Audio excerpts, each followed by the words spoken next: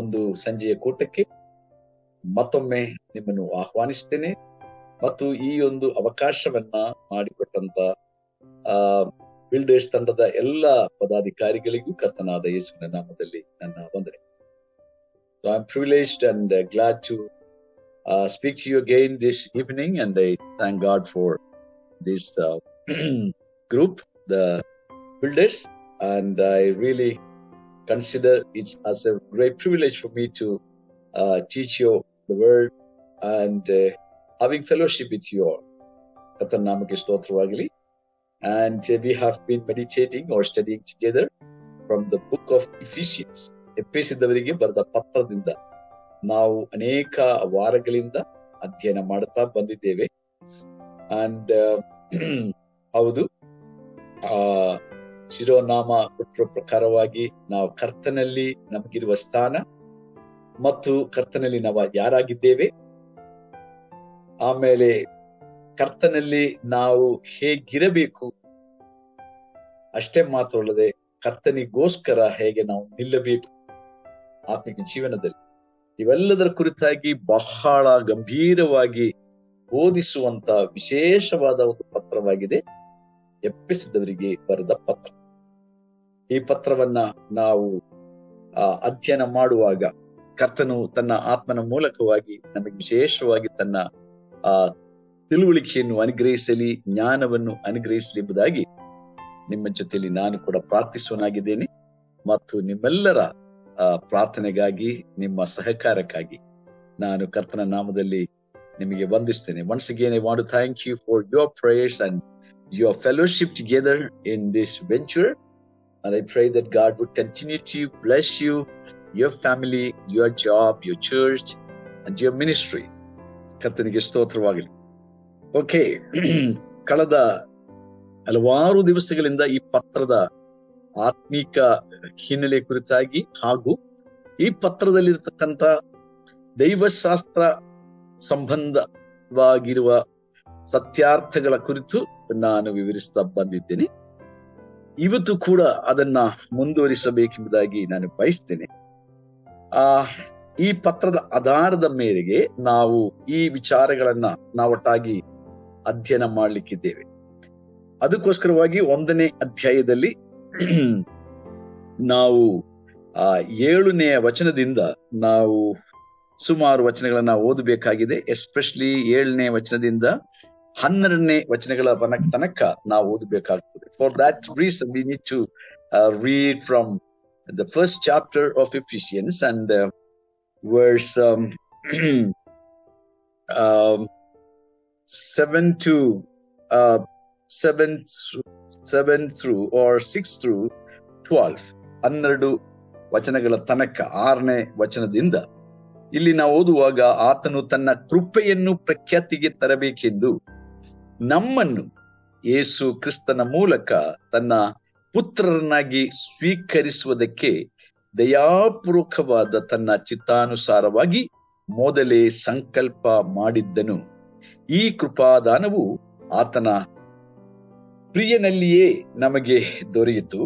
7ನೇ ವಚನ, ಈತನು ನಮಗೋಸ್ಕರ ತನ್ನ ರಕ್ತವನ್ನು ಸುರಿಸಿದ್ದರಿಂದ ನಮ್ಮ ಅಪರಾಧಗಳು ಪರಿಹಾರವಾಗಿ ನಮಗೆ ಬಿಡುಗಡೆಯಾಯಿತು.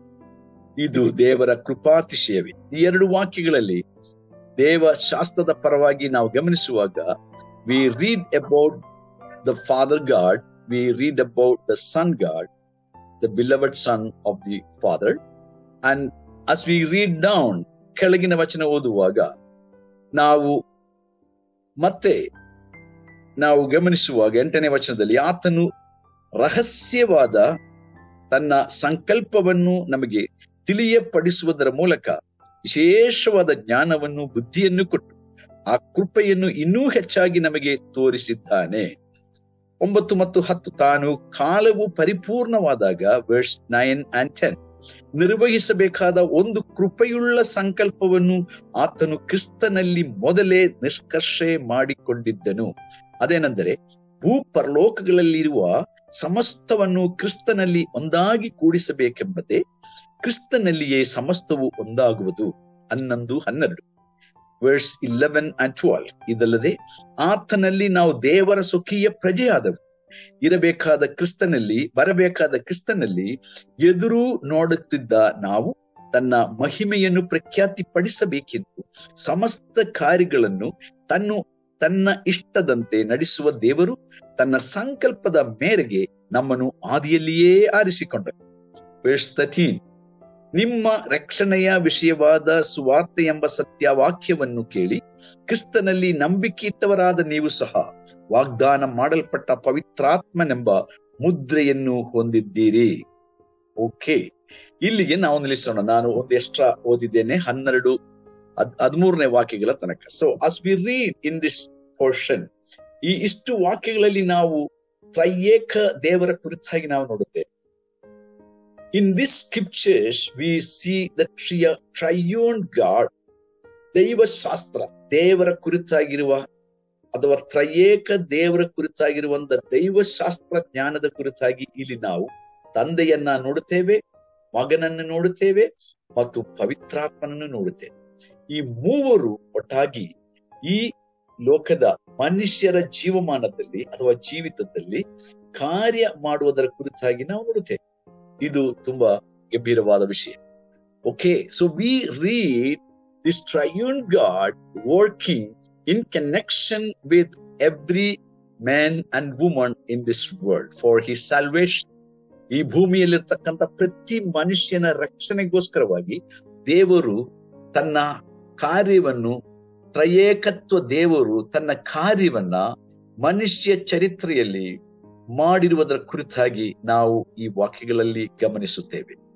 ಸೊ ಇಲ್ಲಿ ನಾವು ನೋಡುವಾಗ ತನ್ನ ಪ್ರಿಯನಲ್ಲಿ, ಆತನ ಪ್ರಿಯನಲ್ಲಿ, ಯೇಸುವಿನಲ್ಲಿ ದೇವರ ಕೃಪಾದಾನ. ಯೋಹಾನ ಸುವಾರ್ತೆಯಲ್ಲಿ ನಾವು ನೋಡುವಾಗ ಕೃಪೆಯು ಸತ್ಯವು ತುಂಬಿದವನಾಗಿ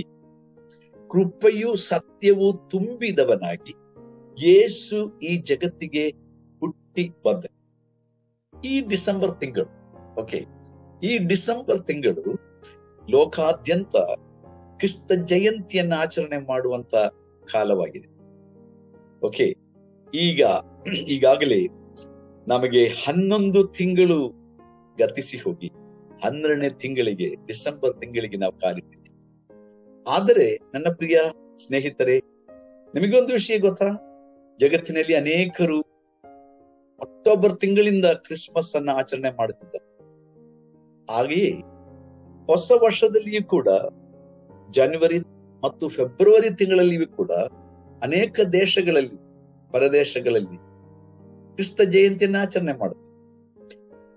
ಯೇಸು ಕ್ರಿಸ್ತನು ಈ ಲೋಕದಲ್ಲಿ ಮನುಷ್ಯನಾಗಿ ನಮಗೋಸ್ಕರ ಹುಟ್ಟಿ ಬಂದದ್ದು ಸತ್ಯವಾದರೂ ಕೂಡ ಆ ಒಂದು ಸತ್ಯವನ್ನ ನಾವು ನೆನಪು ಮಾಡಿಕೊಂಡು ಆತನನ್ನು ಪ್ರಚಾರ ಮಾಡುವಂಥದ್ದು, ಆತನನ್ನ ಸಾಕ್ಷೀಕರಿಸುವಂಥದ್ದು, ಆತನಿಗೋಸ್ಕರ ನಾವು ಜೀವಿಸುವಂಥದ್ದು, ಆತನನ್ನ ಇತರರಿಗೆ ನಾವು ಪ್ರಸಿದ್ಧಿಪಡಿಸುವಂಥದ್ದು, ಇದು ಅತಿ ಮುಖ್ಯವಾದ ಸಂಗತಿಯಾಗಿದೆ. ಪವಿತ್ರಾತ್ಮನ ಈ ಲೋಕಕ್ಕೆ ಬಂದದ ಉದ್ದೇಶವಾದಾಗಿ, ಅಥವಾ ಪವಿತ್ರಾತ್ಮನನ್ನ ತಂದೆಯಾದ ದೇವರು ನಮಗೋಸ್ಕರ ಕಳಿಸಿಕೊಟ್ಟದ್ರ ಉದ್ದೇಶ, the reason the God creator sent the Holy Spirit is to show who Jesus is, and the Lord Jesus came to this world to show who Father is. ಸೃಷ್ಟಿಕರ್ತನಾದ ಕಣ್ಣಿಗೆ ಕಾಣದಿರತಕ್ಕಂಥ ದೇವರು ಯಾರಾಗಿದ್ದಾನೆ ಎಂದು ನಮಗೆ ಪ್ರಕಟಪಡಿಸುವುದಕ್ಕಾಗಿ ತಂದೆಯಾದ ದೇವರು ಕ್ರಿಸ್ತನನ್ನು ಕಳುಹಿಸಿಕೊಟ್ಟರು. 1 ಯೋಹಾನ ಪತ್ರ 5ನೇ ಅಧ್ಯಾಯದಲ್ಲಿ ಕಡೆಯ ಭಾಗದಲ್ಲಿ ನಾವು ಹೀಗೆ ಓದುತ್ತೇವೆ, ಸೃಷ್ಟಿಕರ್ತನಾದ ತಂದೆ ದೇವರು ತನ್ನ ಮಗನ ಮೂಲಕವಾಗಿ ಮನುಷ್ಯರೆಲ್ಲರಿಗೂ ವಿವೇಕವನ್ನು ಅನುಗ್ರಹಿಸುವುದಕ್ಕಾಗಿ, ಸರಿಯಾದ ತಿಳುವಳಿಕೆಯನ್ನು ಕೊಡುವುದಕ್ಕಾಗಿಯೂ ಬಂದನು ಅಥವಾ ಕಳಿಸಿದನು ಎಂಬುದಾಗಿ ಓದುತ್ತೆ. ನಾವು ಯೋಹಾನ ಸುವಾರ್ತೆಯಲ್ಲಿ ನಾನಾಗಲೇ ಹೇಳಿದ ಹಾಗೆ ಕೃಪೆ ತುಂಬಿದವನಾಗಿ, ಸತ್ಯ ತುಂಬಿದವನಾಗಿ ಯೇಸು ಈ ಜಗತ್ತಿಗೆ ಕಳುಹಿಸಲ್ಪಟ್ಟ ಅಥವಾ ತಂದೆಯಿಂದ ಕಳುಹಿಸಲ್ಪಟ್ಟ ತನ್ನ ಪ್ರಿಯ ಕುಮಾರ, ತನ್ನ ಈ ವಾಕ್ಯದಲ್ಲಿ ಓದಿದ ಪ್ರಕಾರ 6ನೇ ಅಧ್ಯಾಯ ವಚನದಲ್ಲಿ ಓದಿದ ಪ್ರಕಾರ ತನ್ನ ಪ್ರಿಯನನ್ನು, ತಂದೆಯು ತನ್ನ ಪ್ರಿಯನನ್ನು, ತನ್ನ ಪ್ರಿಯನಾದ ಕುಮಾರ, ಆತನು ದೀಕ್ಷಾಸ್ನಾನ ಮಾಡಿಸಿಕೊಂಡು ನೀರಿನಿಂದ ಮೇಲಕ್ಕೆತ್ತಿದ್ದಾಗ ಆಕಾಶವಾಣಿ ಆಯಿತು, ಮೈ ಬಿಲ್ಲವಡ್ ಸನ್.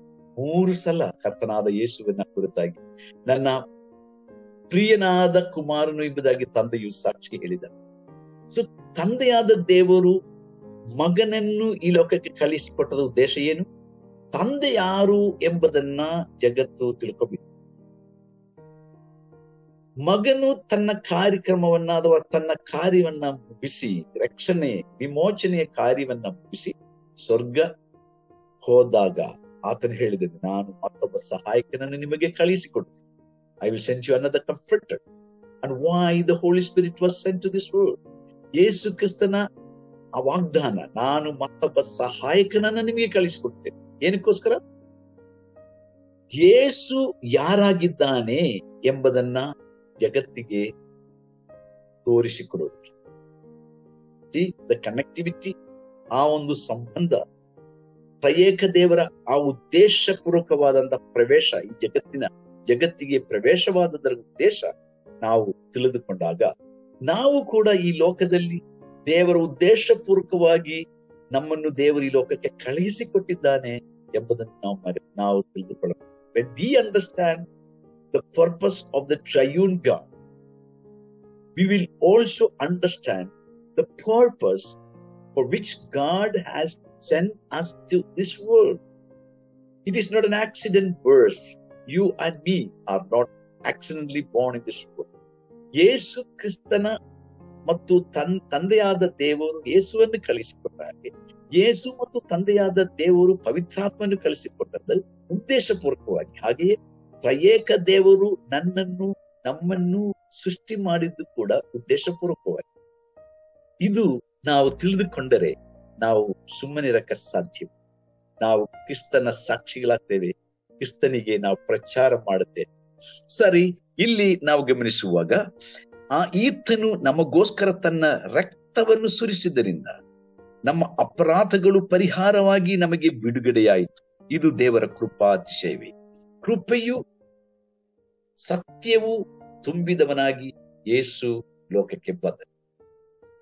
ಕೃಪೆ ಅಂದರೆ ಅರ್ಥವೇನು? ಅಯೋಗ್ಯರಾದವರಿಗೆ ದೇವರಿಂದ ದೊರಕುವ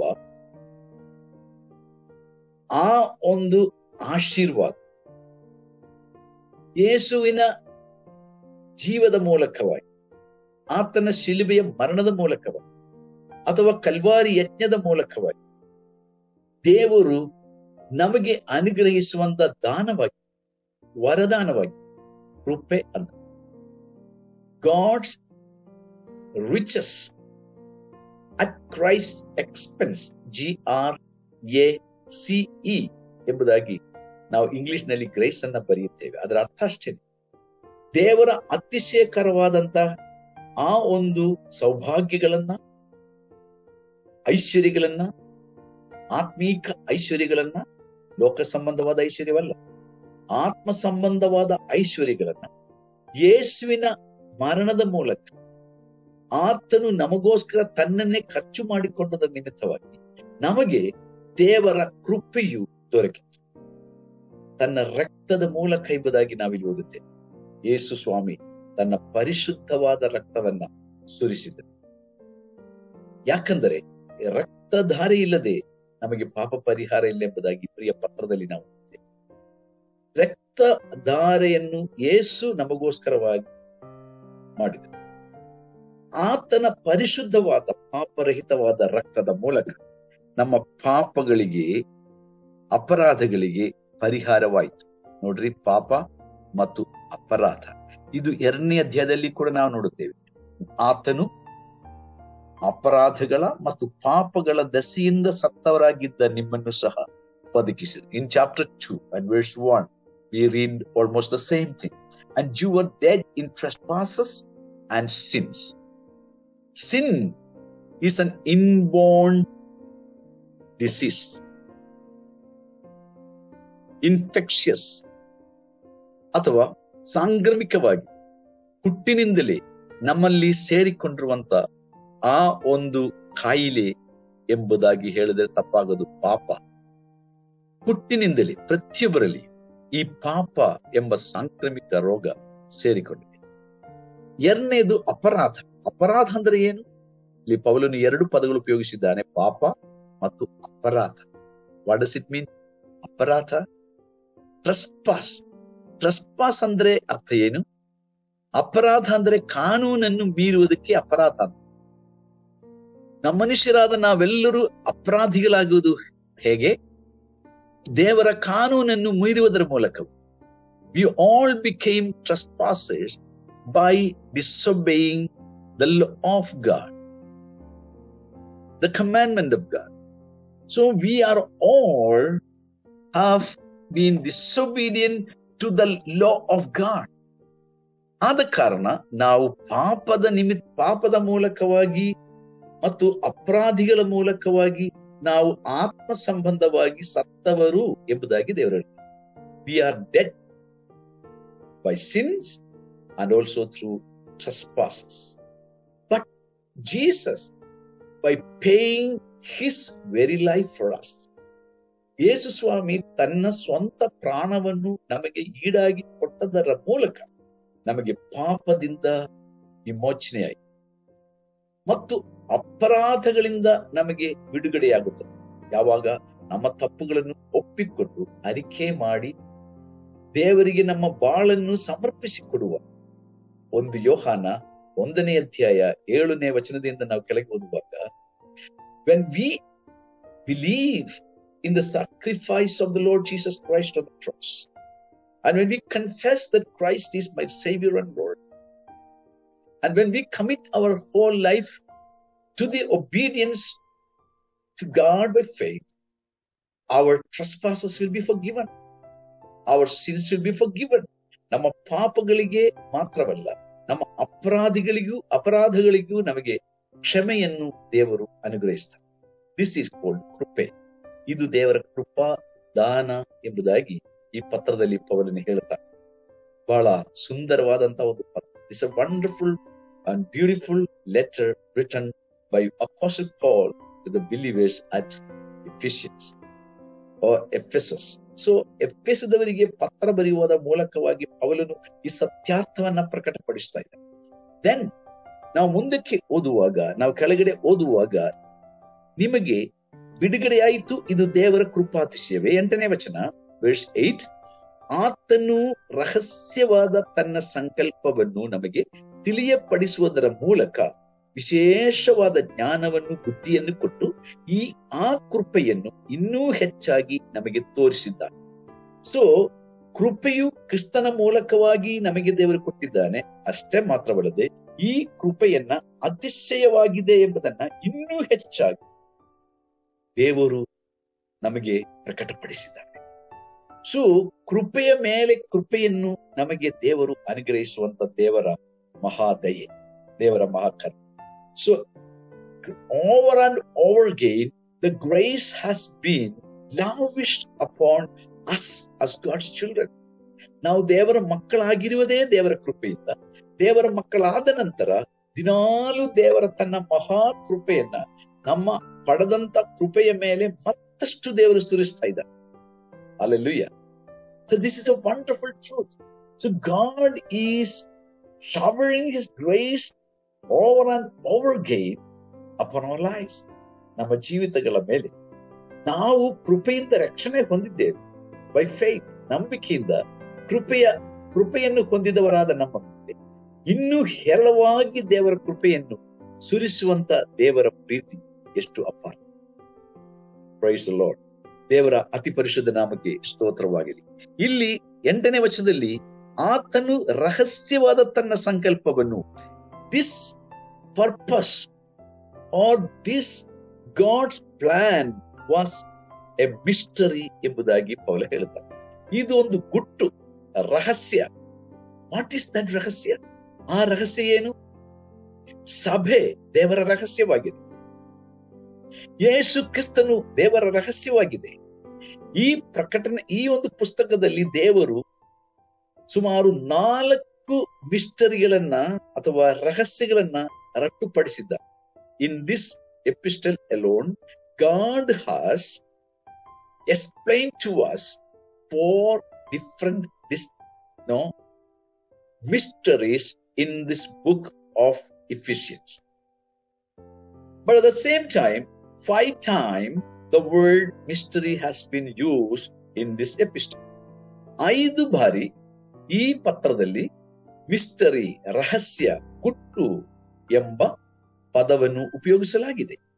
ಸೊ ಇಲ್ಲಿ ಇದು ಮೊದಲನೇದಾಗಿ, ಇಲ್ಲಿ 8ನೇ ವಚನದಲ್ಲಿ ಮೊಟ್ಟ ಮೊದಲನೇದಾಗಿ that word comes, the mystery, ರಹಸ್ಯ. ಏನು ದೇವರ ರಹಸ್ಯ? ದೇವರ ಆ ಒಂದು ಸಂಕಲ್ಪದಲ್ಲಿ ಇದ್ದಂತ ರಹಸ್ಯ ದೇವರು ನಮಗೆ ತಿಳಿಯಪಡಿಸುವುದರ ಮೂಲಕ ಎಂಬುದಾಗಿ. ದೇವರಾಗಲೇ ಆ ರಹಸ್ಯವನ್ನ ತಿಳಿಯಪಡಿಸಿದ್ದಾನೆ.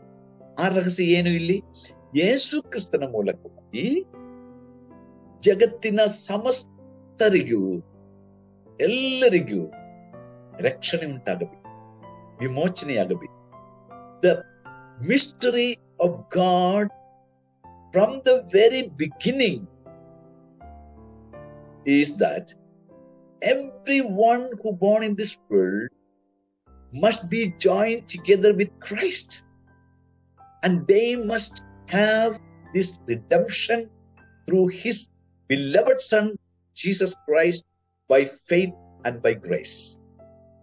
ದೇವರ ಕೃಪೆಯ ಮೂಲಕವಾಗಿ ಪ್ರಪಂಚದ ಪ್ರತಿಯೊಬ್ಬ ಮನುಷ್ಯ ಯೇಸು ಕ್ರಿಸ್ತನಲ್ಲಿ ನಂಬಿಕೆಯಿಟ್ಟು ವಿಮೋಚನೆಯನ್ನ, ಪಾಪ ಪರಿಹಾರವನ್ನ, ಮರಣದಿಂದ ವಿಮೋಚನೆಯನ್ನ, ಬಿಡುಗಡೆಯನ್ನ ಹೊಂದಿ ದೇವರೊಟ್ಟಿಗೆ, ತನ್ನ ಮಗನಾದ ಪ್ರಿಯನಾದ ಕ್ರಿಸ್ತನೊಟ್ಟಿಗೆ ಒಂದಾಗಬೇಕು. This is the mystery, the first mystery mention in the book of Ephesians is this. ನೋಡಿ, ಅಲ್ಲಿ ಗಮನಿಸಿ, ತನ್ನ ಸಂಕಲ್ಪವನ್ನು ನಮಗೆ ತಿಳಿಯಪಡಿಸುವುದರ ಮೂಲಕ ವಿಶೇಷವಾದ ಜ್ಞಾನವನ್ನು, ಬುದ್ಧಿಯನ್ನು ಕೊಟ್ಟು ಆ ಕೃಪೆಯನ್ನು ಇನ್ನೂ ಹೆಚ್ಚಾಗಿ ನಮಗೆ ತೋರಿಸಿದ್ದಾನೆ. This is the wisdom of God. Hallelujah. This is the supernatural wisdom of God. In the garden of Eden, ಏದನ ತೋಟದಲ್ಲಿ,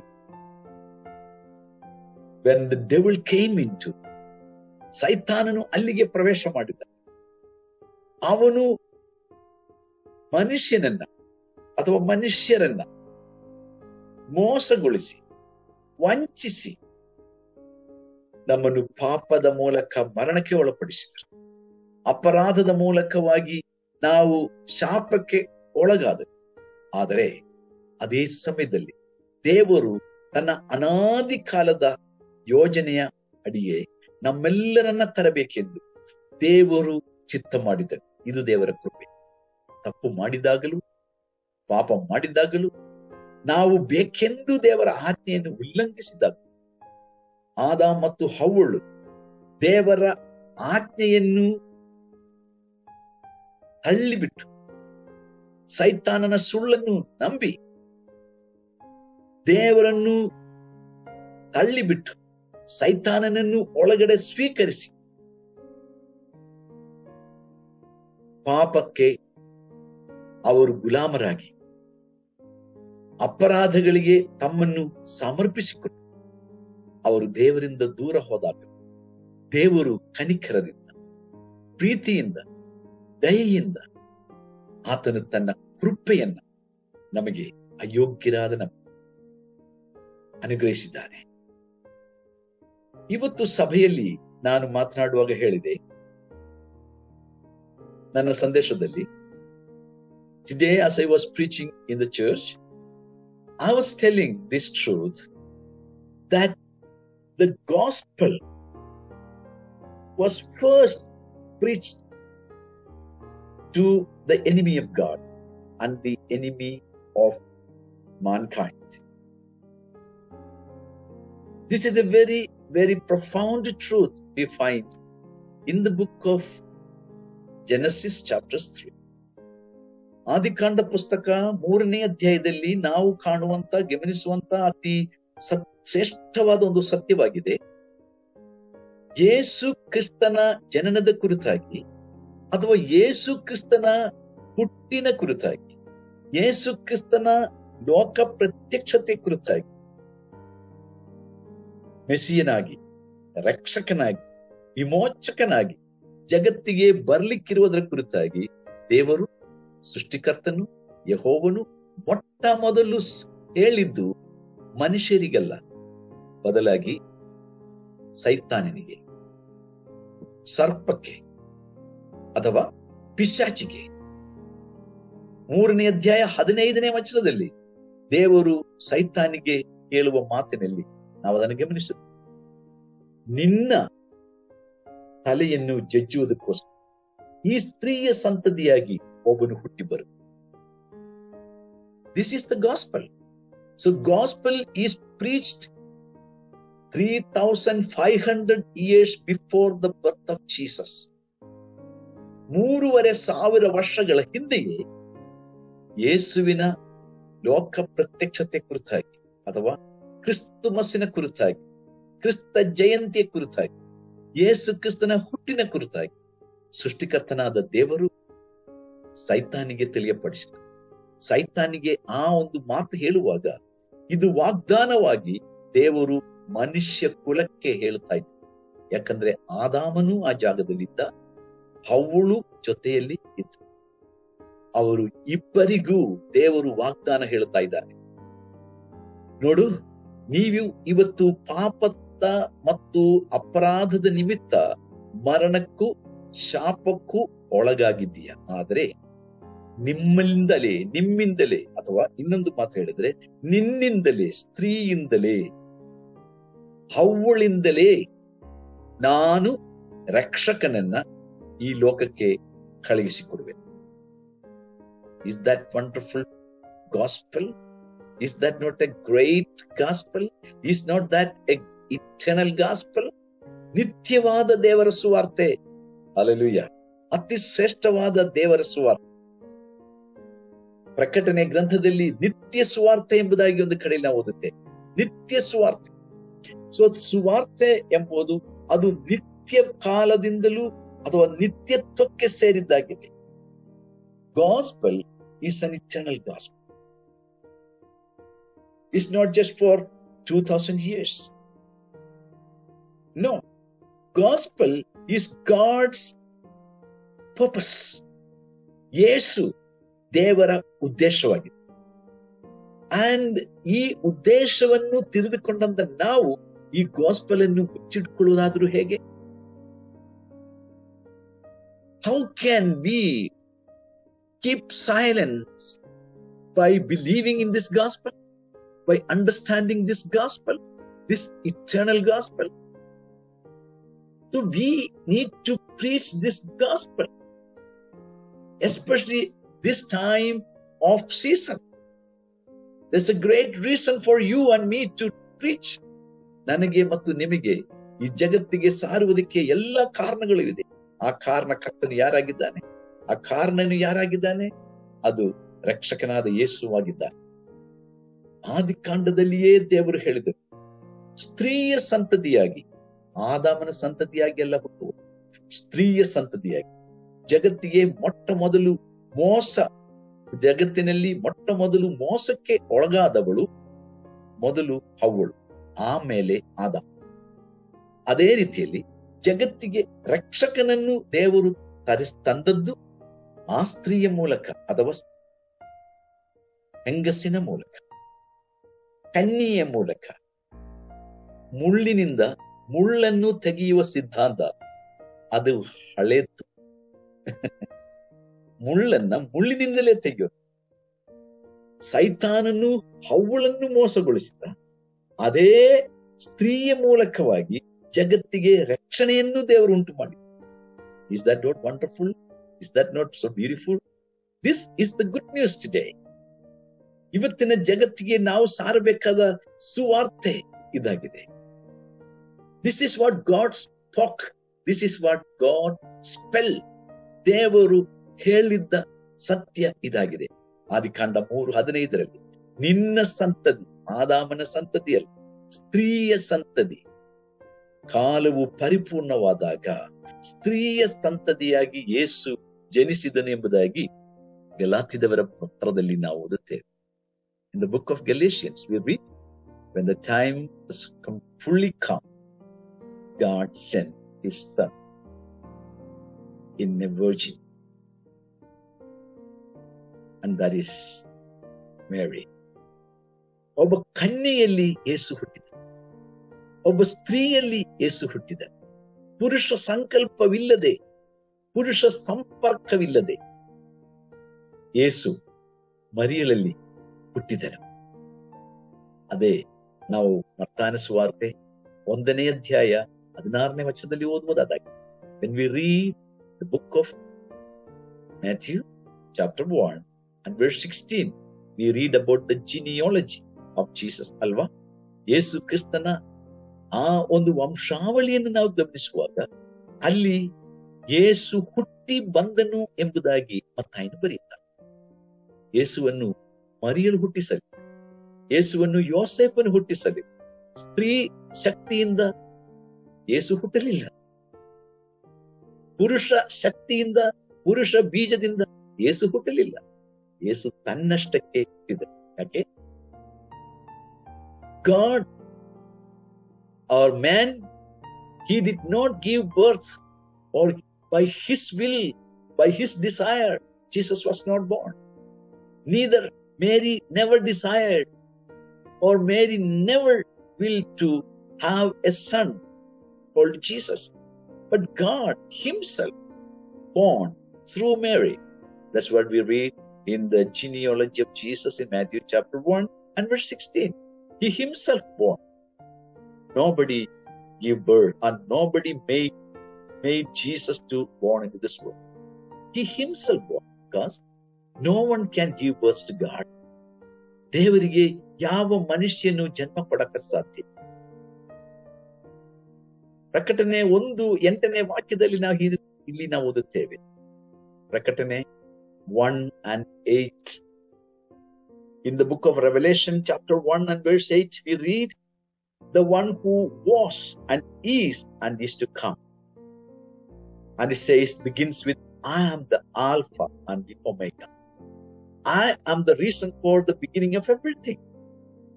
And I am the reason for the end of everything. ಎಲ್ಲದಕ್ಕೂ ಆರಂಭಕರ್ತನು ನಾನಾಗಿದ್ದೆ, ಎಲ್ಲದಕ್ಕೂ ಕೊನೆಗೊಳಿಸುವವನು ನಾನಾಗಿದ್ದೆ. ನಾನು ಇದ್ದವನು. I am the eternal past. I am the eternally present. I am the eternally going to be here and in heaven. ಇದ್ದವನು, ಇರುವವನು, ಬರುವವನು, ನಿತ್ಯ ಕಾಲದಲ್ಲಿಯೂ ಇದ್ದವನು ಯೇಸು. ಈಗ ಇರುವಾತನು ಯೇಸು, ಆತನು ಬರುವಾತನು ಕೂಡ ಆಗಿದ್ದ. ಸೊ ಇಲ್ಲಿ ನಾವು ಗಮನಿಸುವಾಗ ಇದೊಂದು ಗುಟ್ಟು. ಈ ಜ್ಞಾನವು ಅಂದರೆ ಸ್ತ್ರೀಯ ಮೂಲಕವಾಗಿ ಒಂದು ಮಗು ಹುಟ್ಟುವುದು, ಪುರುಷ ಸಂಪರ್ಕವಿಲ್ಲದೆ, ಪುರುಷನ ಶಾರೀರಿಕವಾದ ಸಂಬಂಧವಿಲ್ಲದೆ ಒಂದು ಮಗು ಜನ್ಮವಾಗುವುದು, ಇದು ರಹಸ್ಯ. It is a mystery and it is a wisdom of God. ಇದು ದೇವರ ಜ್ಞಾನವಾಗಿದೆ. ಸ್ತ್ರೀ ಪುರುಷ ಸಂಪರ್ಕವಿಲ್ಲದೆ ಒಂದು ಮಗು ಹುಟ್ಟುವುದು, ಅದು ಜ್ಞಾನಕ್ಕೆ ಅಗಮ್ಯವಾದದ್ದು. It is beyond the wisdom of human brain. A man is being born without the relationship of a man and a woman. And that is the mystery. And God has revealed this mystery through his beloved son, Jesus Christ.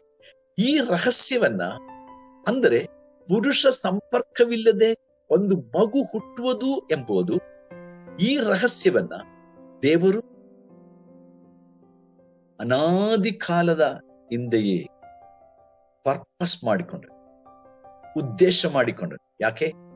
ನಾವು ಆತನ ರಕ್ತದ ಮೂಲಕ ವಿಮೋಚಿಸಲ್ಪಡಬೇಕು, ಪಾಪದಿಂದ ಬಿಡುಗಡೆಯಾಗಬೇಕು, ಶಾಪದಿಂದ ಬಿಡುಗಡೆಯಾಗಬೇಕು, ಸೈತಾನಿಂದ ಬಿಡುಗಡೆಯಾಗಬೇಕು, ನಿತ್ಯ ನಾಶನದಿಂದ ಬಿಡುಗಡೆಯಾಗಬೇಕು. ಇವೆಲ್ಲದಕ್ಕೋಸ್ಕರ S, and it says God has had this great wisdom in eternally. ನಿತ್ಯತ್ವದಲ್ಲಿ ದೇವರಿಗೆ ಈ ಜ್ಞಾನವಿತ್ತು. ಆ ಜ್ಞಾನವು 2000 ವರ್ಷಗಳ ಹಿಂದೆ ಈ ಲೋಕಕ್ಕೆ ಪ್ರತ್ಯಕ್ಷವಾಯಿತು. ಆತನು ಪ್ರತ್ಯಕ್ಷನಾದಾಗ ಜಗತ್ತಿನಲ್ಲಿ ಇದ್ದಂತಹ ಅತಿ ಶ್ರೇಷ್ಠ ಜ್ಞಾನಿಗಳು ಮೂಡಣ ದೇಶದಿಂದ ಆತನ ಜನ್ಮವನ್ನು ನೋಡುವುದಕ್ಕಾಗಿ ಬಂದನಲ್ಲವೇ? ಅಥವಾ ಈ ಕಂದನನ್ನು ನೋಡುವುದಕ್ಕಾಗಿ ಅನೇಕ ತಿಂಗಳುಗಳು ಪ್ರಯಾಣ ಮಾಡಿಕೊಂಡು ಮೂಡಣ ದೇಶದಿಂದ ಬರಲಿಲ್ಲವೇ? People who have knowledge, people who has wisdom, they could understand that Jesus Christ is the super wisdom of God. ಸೃಷ್ಟಿಕರ್ತನಾದ ದೇವರ ಅತಿ ಶ್ರೇಷ್ಠವಾದ ಜ್ಞಾನ ಈ ಯೇಸು ಎಂಬುದನ್ನ ಜ್ಞಾನಿಗಳಿಗೆ, ಜೋಯಿಸ್ಯರಿಗೆ ತಿಳಿದದರಿಂದಲೇ ಅನೇಕ ತಿಂಗಳುಗಳು ಪ್ರಯಾಣ ಮಾಡಿಕೊಂಡು ಯೇಸು ಎಂಬ ಕಂದನನ್ನ ಮರಿಯ ಮತ್ತು ಯೋಸೆಫನೊಟ್ಟಿಗೆ ನೋಡುವುದಕ್ಕಾಗಿ ಬಹಳ ಶ್ರಮೆ ಪಟ್ಟು ಪ್ರಯಾಣ ಮಾಡಿಕೊಂಡು ಬಂದರು. Yes, the wise men, they knew that the wisdom of God is born in flesh in that small village called Bethlehem. To see that beloved child, they took every struggle, they took every suffering, traveled months together, probably nearly 1.5 years. They traveled all the way from the east and they came to Bethlehem to see that beloved child. And they knew that he is the great wisdom of God. So the wise people came. Only the wise people can understand that. Today, many people call themselves as wise, but they become fools. ಇವತ್ತು ಅನೇಕರು ತಾವು ಜ್ಞಾನಿಗಳೆಂದು ಹೇಳಿಕೊಂಡು ಹುಚ್ಚರಾಗಿದ್ದಾರೆ. ಆದ ಕಾರಣ ಈ ಸುವಾರ್ತೆ ಅವರಿಗೆ ನಂಬಲಿಕ್ಕೆ ಆಗ್ತಾ ಇಲ್ಲ. ಸ್ತ್ರೀ ಪುರುಷ ಸಂಕಲ್ಪವಿಲ್ಲದೆ ಒಂದು ಮಗು ಹುಟ್ಟಲಿಕ್ಕೆ ಸಾಧ್ಯವಿದೆ ಎಂಬುದನ್ನ ಅವರಿಗೆ ನಂಬಕ್ಕಾಗ್ತಾ ಇಲ್ಲ. ಆದ ಕಾರಣ ಇವತ್ತು ಅನೇಕರು ಜ್ಞಾನಿಗಳೆಂದು ಹೇಳುವಂತ ಅನೇಕರು ವಿದ್ಯಾವಂತರು ಅವರಿಗೆ ಯೇಸುವನ್ನು ನಂಬಲಿಕ್ಕೆ ಕಷ್ಟವಾಗ್ತಾ ಇದೆ. ಯಾಕೆ ಗೊತ್ತಾ? ಯೇಸುವನ್ನು ಯಾರು ಹುಟ್ಟಿಸಲಿಲ್ಲ, ಆತನು ತನ್ನಷ್ಟಕ್ಕೆ ಹುಟ್ಟಿ ಸ್ತ್ರೀಯ ಸಂತತಿಯ ಹಲ್ಲೆಲೂಯಾ, ಸ್ತ್ರೀಯ ಸಂತತಿಯಾಗಿ ಹುಟ್ಟಿ ಬಂದವನೇ ನಮ್ಮ ರಕ್ಷಕನಾದ Yesu. So he is the super star.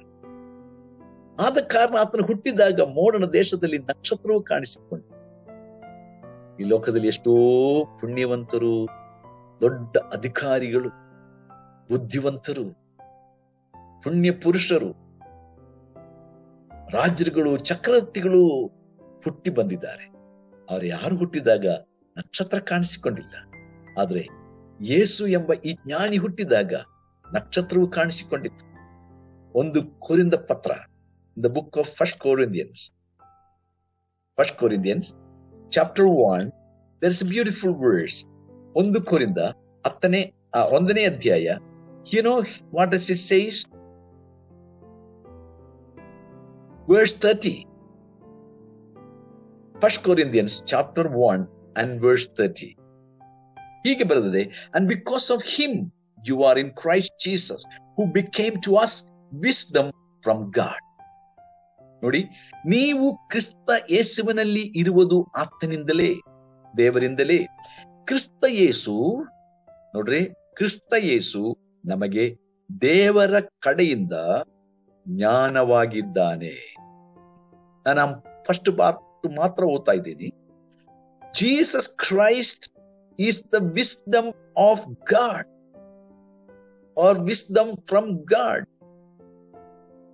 He is the, ಆತನು ನಮಗೆ ಜ್ಞಾನವು, ನೀತಿ, ಶುದ್ಧೀಕರಣ, ವಿಮೋಚನೆಗಳಿಗೆ ಕಾರಣವಾಗಿದ್ದಾನೆ. Whole words, okay. ನೋಡ್ರಿ, he who became to us wisdom from God, righteousness and sanctification and redemption. 4 things. 4 ಕಾರ್ಯಗಳು: wisdom, righteousness, sanctification, redemption. ಈ 4 ಮುಖ್ಯವಾದ ಅಂಶಗಳು ಅನೇಕ ದಿನಗಳು ನಾವು ಸ್ಟಡಿ ಮಾಡಬಹುದು. ಕ್ರಿಸ್ತನ ಮೂಲಕವಾಗಿ ನಮಗೆ ದೇವರ ಜ್ಞಾನ, ಕ್ರಿಸ್ತನು ತಾನೇ ದೇವರ ಜ್ಞಾನವಾಗಿದ್ದಾನೆ. ಕ್ರಿಸ್ತನಿಂದಲೇ ನಮಗೆ ನೀತಿ, ಕ್ರಿಸ್ತನ ಮೂಲಕ ಮಾತ್ರ ನಾವು ಪರಿಶುದ್ಧರಾಗುವುದಕ್ಕೆ ಸಾಧ್ಯ. ಕ್ರಿಸ್ತನ ಮೂಲಕವಾಗಿ ಮಾತ್ರ ನಮಗೆ ವಿಮೋಚನೆ. ಸೊ ಯೇಸು ವಿಮೋಚಕನಾಗಿದ್ದಾನೆ. ಯೇಸು ನಮಗೆ ಪರಿಶುದ್ಧತೆಯನ್ನು ಅನುಗ್ರಹಿಸ್ತಾನೆ. ಅದು ಯೇಸುವಿನಿಂದ ನಮಗೆ ಶುದ್ಧತ್ವ, ಯೇಸುವಿನಿಂದ ನಮಗೆ ನೀತಿ, ಯೇಸುವಿನಿಂದ ನಮಗೆ wisdom. So true wisdom is Jesus. Hallelujah. So ಇಲ್ಲಿ ನಾವು ಗಲಾತ್ಯದವರಿಗೆ ಬರೆದ ಪತ್ರದಲ್ಲಿ ನಾವು ಓದುವಾಗ ದೇವರ ವಿಶೇಷವಾದ ಜ್ಞಾನ, ದೇವರ ವಿಶೇಷವಾದ ಬುದ್ಧಿ ಅದು ಯಾರಾಗಿದ್ದಾನೆ? ಯೇಸುವಾಗಿದ್ದಾನೆ. ಆತನು ನಮಗೆ ಅದನ್ನು ಕೊಟ್ಟಿದ್ದಾನೆ. ವಿ ಮಸ್ಟ್ ಅಂಡರ್ಸ್ಟ್ಯಾಂಡ್ ನಾವು ಎಲ್ಲಿ ನಿಂತಿದ್ದೇವೆ, ನಮ್ಮ ಪದವಿ ಏನಾಗಿದೆ. We must understand who we are, where we are. ನಾವು ಎಲ್ಲಿದ್ದೇವೆ, ನಾವು ಯಾರಾಗಿದ್ದೇವೆ. ಕ್ರಿಸ್ತನ ಮೂಲಕವಾಗಿ ನಮಗೆ ದೇವರು ತನ್ನ ಕೃಪೆಯಿಂದ ಇವೆಲ್ಲವನ್ನು ಅನುಗ್ರಹಿಸಿದ್ದಾನೆ. ಓಕೆ, ಇನ್ನೂ ಹೆಚ್ಚಾಗಿ ಆತ ನಮಗೆ ಇದನ್ನ ತೋರಿಸ್ತಾ ಇದ್ದಾನೆ. ಈ ಪತ್ರದಲ್ಲಿ ಇರ್ತಕ್ಕಂಥ ಈ ಸತ್ಯಾರ್ಥಗಳನ್ನ ನಮಗೆ ದೇವರು ತನ್ನ ಆತ್ಮನ ಮೂಲಕ, ಪವಿತ್ರಾತ್ಮನ ಮೂಲಕವಾಗಿ ತೋರಿಸಿ ಕೊಡಬೇಕು ದೇವರೇ ಎಂಬುದಾಗಿ ಪೌಲನು ಪ್ರಾರ್ಥಿಸ್ತಾನೆ. ಅವರ ಮನೋನೇತ್ರಗಳನ್ನು ತೆರೆಯ ಮಾಡು ಎಂಬುದಾಗಿ ಪೌಲನು ಈ ಪತ್ರದ ಮೂಲಕವಾಗಿ ತನ್ನ ವಿಶ್ವಾಸಿಗಳಿಗೆ, ಎಫೆಸ ಸಭೆಯಲ್ಲಿದ್ದಂತ, ಎಫೆಸ ಪಟ್ಟಣದಲ್ಲಿದ್ದ ವಿಶ್ವಾಸಿಗಳಿಗೆ ಬರೆಯುತ್ತಾ ಇದ್ದಾನೆ. ನಿಮ್ಮ ಆತ್ಮವು, ತಿಳ್ಕೊಳ್ಳುವಂತ ಆತ್ಮವು, ಈ ಸತ್ಯಾರ್ಥಗಳನ್ನು ತಿಳ್ಕೊಳ್ಳುವಂತ ಆತ್ಮನು ನಿಮಗೆ ಪವಿತ್ರಾತ್ಮನ ಮೂಲಕ ದೇವರ ಅನುಗ್ರಹಿಸಲಿ ಎಂಬುದಾಗಿ ಪ್ರಾರ್ಥಿಸ್ತಾನೆ. ಮತ್ತು 9 ಮತ್ತು 10ನೇ ವಾಕ್ಯದಲ್ಲಿ ತಾನು ಕಾಲವು ಪರಿಪೂರ್ಣವಾದಾಗ ನಿರ್ವಹಿಸಬೇಕಾದ ಒಂದು ಕೃಪೆಯುಳ್ಳ ಸಂಕಲ್ಪವನ್ನು, ಕಾಲವು ಪರಿಪೂರ್ಣವಾದಾಗ 2000 ವರ್ಷಗಳ ಹಿಂದೆಯ ಕಾಲವು ಪರಿಪೂರ್ಣವಾದ ಆಗ ಯೇಸು ಹುಟ್ಟಿದ. ನಾನು ಆಗಲೇ ಹೇಳಿದ್ದೆ, ಗಲಾತ್ಯದವರಿಗೆ ಬರೆದ ಪತ್ರದಲ್ಲಿ ಇದೇ ವಚನ ನಾವು ನೋಡ್ತೀವಿ. ಕಾಲವು ಪರಿಪೂರ್ಣವಾದಾಗ ದೇವರಿಗೆ ಪ್ರತಿಯೊಂದಕ್ಕೂ ಕಾಲವಿದೆ. God is a God of timing and he keeps his timing very well.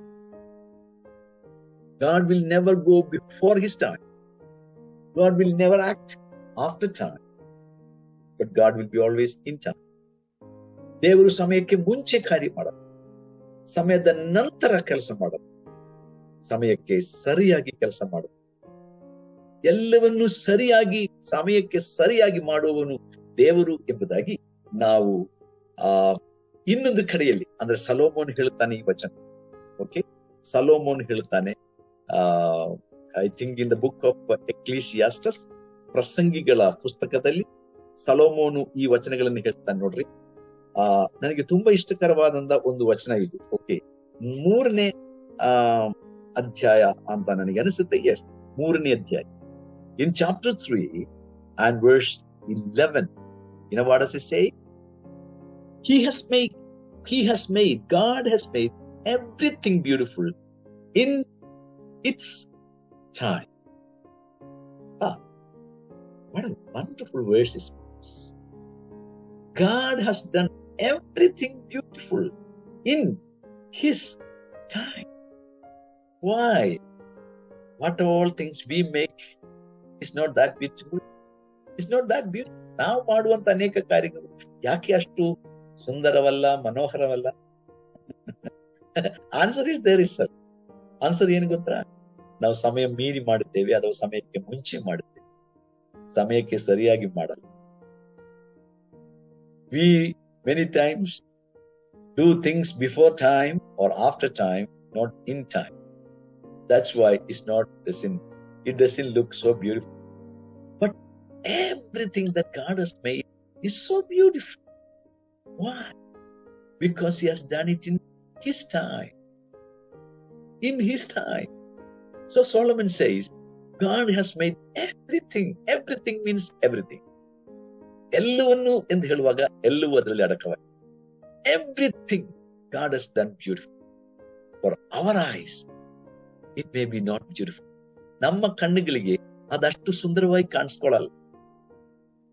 Okay, ನಮ್ಮ ಕಣ್ಣುಗಳಿಗೆ ಅದು ಅಷ್ಟು ಸರಿಯಾಗಿ ಕಾಣಿಸ್ಕೊಳ್ಳಲ್ಲ. ಯಾಕಂದ್ರೆ ನಮ್ಮ ಕಣ್ಣುಗಳು ಶಾಪಕ್ಕೆ ಒಳಗಾದ ಕಣ್ಣು. But God's eyes are not under the curse.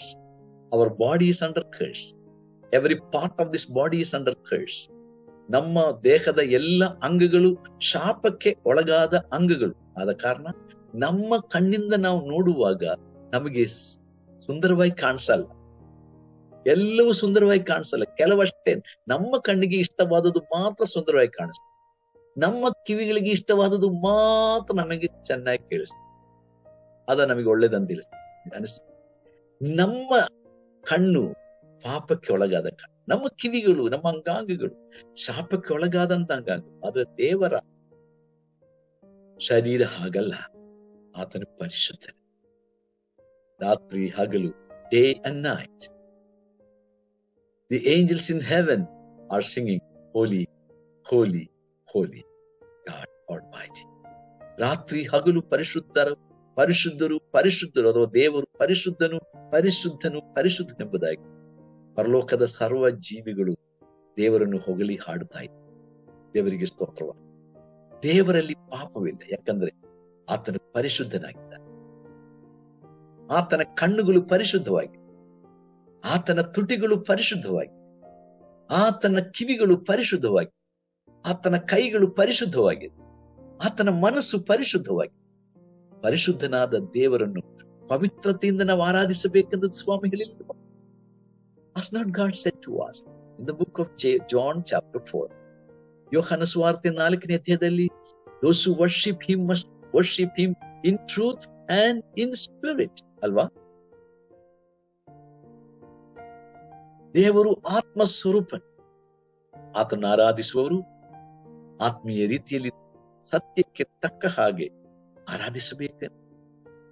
ಸತ್ಯ ಎಂದು ಹೇಳುವಾಗ ಪರಿಶುದ್ಧತೆ ಕೂಡ ಅದರಲ್ಲಿ ಸಿಗುತ್ತೆ. When we talk about truth, the holiness is also part of the truth. So, think about it. The time is up. ನಮ್ಮ ಸಮಯ ಮುಕ್ತಾಯವಾಗಿದೆ. ಆದ ಕಾರಣ ನಾನು ಇಲ್ಲಿ ಮುಕ್ತಾಯಗೊಳಿಸಬೇಕ. ದೇವರ ಚಿತ್ತವಾದರೆ ಮುಂದಿನ ಸಂಚಿಕೆಯಲ್ಲಿ ನಾವು ಮತ್ತೆ ನೋಡೋಣ. If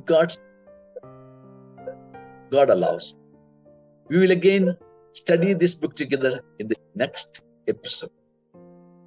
ಆದ ಕಾರಣ ಪ್ರಿಯ ದೇವ ಜನರೇ, God's purpose is beyond our imaginations.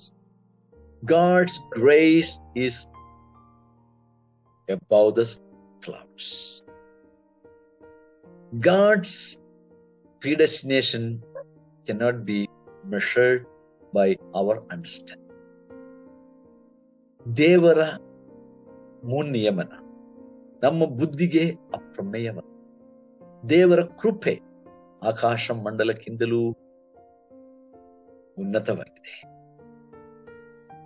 ಕರ್ತನಾದ ಯೇಸು ಕ್ರಿಸ್ತನನ್ನ ನಮಗೆ ಪ್ರಕಟಪಡಿಸಿದ ದೇವರಿಗೆ ಸ್ತೋತ್ರ. ಅದನ್ನು ಅರ್ಥ ಮಾಡಿಕೊಳ್ಳುವುದಕ್ಕೆ ನಮ್ಮ ಮನೋನೇತ್ರಗಳನ್ನು ತೆರೆದಂತ ಪವಿತ್ರಾತ್ಮನಿಗೆ ಸ್ತೋತ್ರ. ನಮ್ಮನ್ನು ಪಾಪದಿಂದಲೂ ಶಾಪದಿಂದಲೂ ರಕ್ಷಿಸಿ ವಿಮೋಚಿಸಿ ನಮಗೆ ದೇವರ ಸರಿಯಾದ ಜ್ಞಾನ ತಿಳುವಳಿಕೆಯನ್ನು ಕೊಟ್ಟ ಕರ್ತನಾದ ಯೇಸು ಕ್ರಿಸ್ತನಿಗೆ ಸ್ತೋತ್ರವಾಗಲಿ. ದೇವರು ನಮ್ಮೆಲ್ಲರೂ ವಿಶೇಷವಾಗಿ ಆಶೀರ್ವದಿಸಲಿ ಎಂಬ ಪ್ರಾರ್ಥನೆ ನನ್ನ ಮಾತುಗಳನ್ನು ಮುಕ್ತಾಯಗೊಳಿಸ್ತೇನೆ. ಕರ್ತ ನಿಮ್ಮನ್ನು ಆಶೀರ್ವದಿಸಲಿ ಪ್ರಾರ್ಥಿಸುವ. ನಮ್ಮ ಕರ್ತನಾದ ಯೇಸುವೆ, ಈ ಸಂಜೆ ವೇಳೆಯಲ್ಲಿ ನಮಗೆ ನಿನ್ನ ಜೀವವುಳ್ಳ ವಚನಗಳನ್ನು ಸ್ವಲ್ಪ ಹೊತ್ತು ಧ್ಯಾನ ಮಾಡಿಕೊಡುವುದಕ್ಕೆ ಕೊಟ್ಟ ಅವಕಾಶಕ್ಕಾಗಿ ಸ್ತೋತ್ರ ಸಲ್ಲಿಸ್ತೇನೆ. ದೂರದಿಂದಲೂ ಸಮೀಪದಿಂದಲೂ ಕೇಳಿಸಿದಂತ ನಿನ್ನೆಲ್ಲಾ ಭಕ್ತರನ್ನು ಆಶೀರ್ವದಿಸಿ, ನಿನ್ನ ಸೇವಕರನ್ನು ವಿಶೇಷವಾಗಿ ಆಶೀರ್ವದಿಸಿ ಸ್ವಾಮಿ. ಈ ಅತಿ ಶ್ರೇಷ್ಠವಾದ ಪತ್ರಿಕೆಗಾಗಿ ಸ್ತೋತ್ರ.